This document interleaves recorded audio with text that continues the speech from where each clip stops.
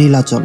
নীলাচল বান্দরবানে একটি অত্যন্ত জনপ্রিয় পর্যটন কেন্দ্র, যা শহর থেকে প্রায় 6 কিলোমিটার দূরে। এটি টাইগারপাড়া পাহাড়চূড়ায় গড়ে তোলা হয়েছে, যা সমুদ্রপৃষ্ঠ থেকে প্রায় 1600 ফুট উঁচুতে। এখানে বর্ষা, শরৎ ও হেমন্ত 3 ঋতুতে ছোঁয়া যায় মেঘ, যেখান থেকে দাঁড়িয়ে দূরে পাহাড়, নদী এবং পুরো বান্দরবান শহর উপভোগ করতে পারবেন।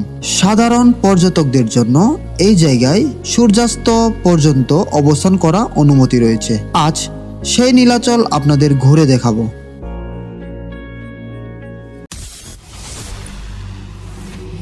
আজ আমরা চলে আসছি বান্দরবনের নীলাচলে, কারণ অনেকেই জানেন, সবাইকে দেখাবো এখানকার পরিস্থিতি। বান্দরবনের সমস্যা আছে, অনেক প্রবলেম আছে, অনেকেই অনেক কথা বলে থাকে। আসলেই কি তাই না? এখানে এখনো পর্যটন কেন্দ্রগুলো খোলা আছে, মানুষজন আসতে পারছে। এগুলোই আমরা আজকে দেখানোর চেষ্টা করবো, আপনাদের সঙ্গেই থাকুন। দোলনা, এদিকে কিন্তু আগে দোলনা ছিল, বাট এখন আর নাই। এই যে দেখেন পরিত্যক্ত অবস্থা আছে দোলনাগুলো।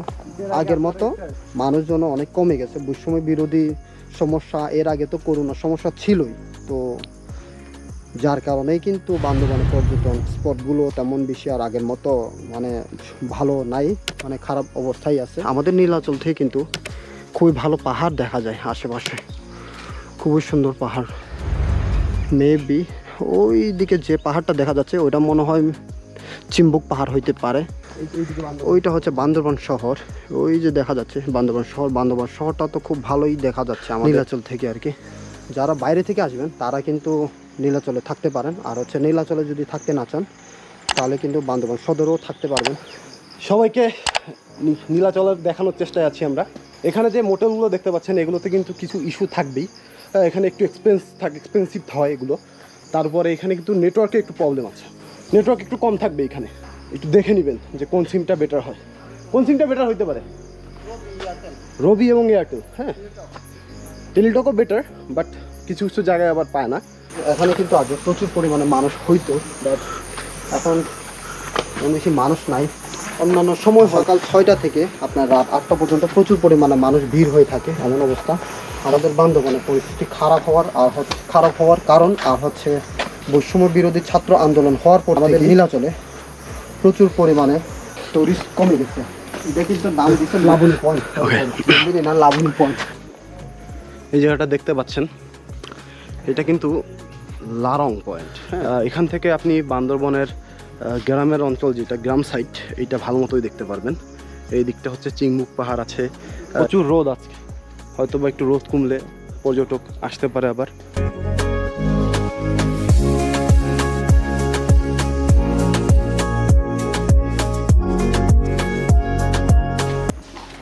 আমি যদি এই দিকটায় আসি, এই দিকটায় রোয়াংদো ভিউ পয়েন্ট আছে, যেখানে অনেক মানুষ ছবি তুলে থাকে। আর এই জায়গাটা কিন্তু মূলত বান্দরবনের পুরো শহরটার ভিউ পাওয়া যায় এখানে।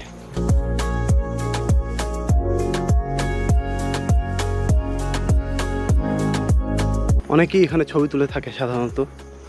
এখানকার ভিউটা আসলে অতি চমৎকার, আপনারা দেখতে পাচ্ছেন।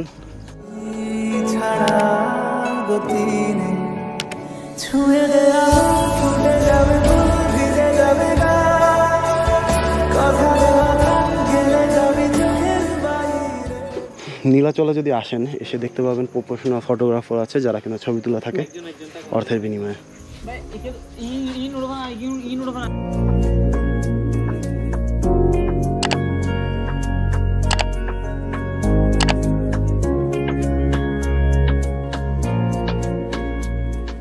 বা দূর দূরান্ত থেকে যদি কেউ আসেন, অবশ্যই লং টাইমের জন্য নীলাচলে ঢুকলে কিছু খাবার সাথে নিয়েই রাখবেন বাইরে থেকে কিনে। কারণ এখানকার স্টলগুলো যেগুলো আছে, দোকানপাট, সেখানে কিন্তু কিছু জিনিস আর কি, যেটা বাইরের দাম থেকে কিছুটা দাম বেশি রাখা হয়। তো এই দিকে একটু নজর রাখবেন সবাই, এবং আগে থেকে দামগুলো জেনে নিয়ে তারপরে জিনিস এখানকার থেকে কেনার চেষ্টা করবেন। দাম দর না করে কোনো জিনিস কেনার চেষ্টা করবেন না, তাতে হিতে বিপরীত হতে পারে।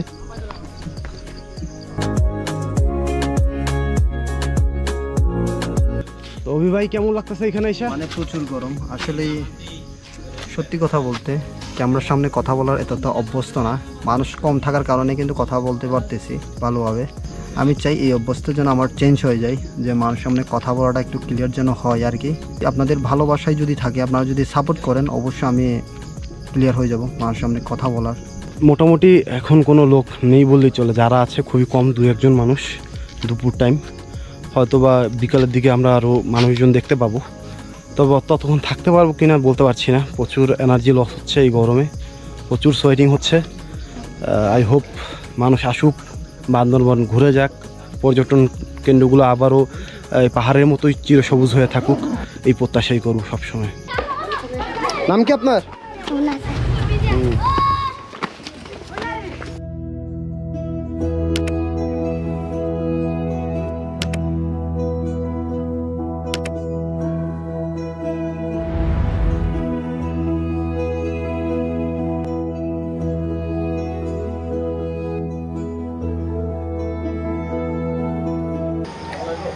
এটা হচ্ছে মূলত বান্দরবনের পর্যটন মানচিত্র। এছাড়া এইটা হচ্ছে আপনাদের নীলাচল ম্যাপ, যেখানে আমরা অলরেডি এসেছি। এখন দেখতেই পাচ্ছেন এখানে সব কিছুই বলা আছে। সুইং অ্যান্ড থ্রিল যেটা, ওটা কিন্তু বন্ধ আছে, আমরা যেটা প্রথমেই দেখে গেছি, বা শেষের দিকেও দেখতে পারেন। আর নীলাম্বরী কটেজ, নীলাম্বরী ক্যাফে, মূল চত্বরে আমরা ছিলাম অনেকক্ষণ, এটা মূল চত্বর। এইটা হচ্ছে নীলাচল লাভ পয়েন্ট। এখানে আসলে জানি না লাভাররা আসে কিনা, নাকি তাছাড়া অন্যরাও আসে, তবে লাভ পয়েন্ট বলেন আর যে পয়েন্টই বলেন না কেন, চমৎকার একটা পরিবেশ। আমি বারবার একই কথা বলি যে ক্যামেরায় হয়তো বন্দি করে রাখছি, কিন্তু আপনি যদি না আসেন তাহলে ভিডিও দেখে কোনো তৃপ্তি পাবেন না। ভিডিও দেখলে অবশ্যই ভালো লাগবে, কিন্তু তৃপ্তি যে জিনিসটা, সেটা পেতে হলে অবশ্যই আপনাকে এখানে আসতে হবে। ব্র্যান্ডিং বান্দরবন, এটা মনে হয় ক্লোজ আছে এখন। এটা কনজিউমার টাওয়ার, কে জানে। পাবলিক টয়লেটের ব্যবস্থা আছে। আর হচ্ছে বিশেষ করে যাদের গান ভালো লাগে, গান যাদের পছন্দ, তো তাদের জন্য এই ঢোল যে বাজায় তিনিও আছেন, এই যে দেখেন।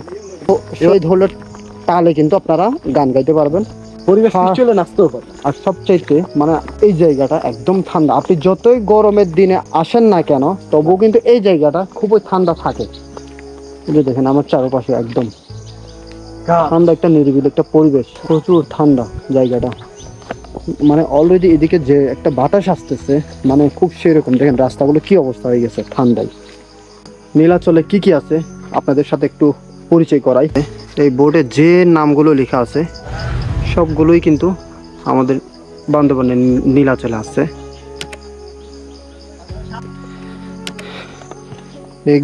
এই গাছের নিচে বসলে পুরো বান্দরবনের পুরো শহরটাকে উপভোগ করতে পারবেন।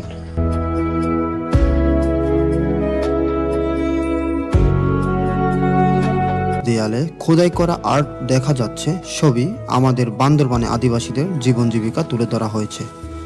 আমি আপনাদের এক নজর দেখানোর চেষ্টা করি।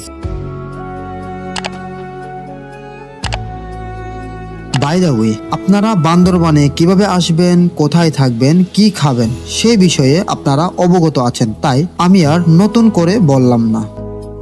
বিশেষ করে আপনারা যদি নীলাচলে রাত্রি যাপন করতে চান, তবে নীলাচলে দায়িত্বরত যারা আছেন তাদের সাথে কথা বলে নিতে পারেন। বান্দরবানে আরও একটি পর্যটন কেন্দ্র হলো শৈলপ্রপাত, তারই পাশে রয়েছে ফারুকপাড়া ঝর্ণা। ফারুকপাড়া ঝর্ণা সম্পর্কে আমাদের একটি ভিডিও রয়েছে, ভিডিওটি দেখতে চাইলে ডেসক্রিপশন বক্সে দেওয়া লিঙ্কে ক্লিক করুন। আমার ইউটিউব চ্যানেল থেকে দেখে থাকলে অবশ্যই সাবস্ক্রাইব করবেন, আর ফেসবুক পেজ থেকে দেখে থাকলে অবশ্যই লাইক দিয়ে পাশে থাকবেন। সবাইকে অসংখ্য ধন্যবাদ।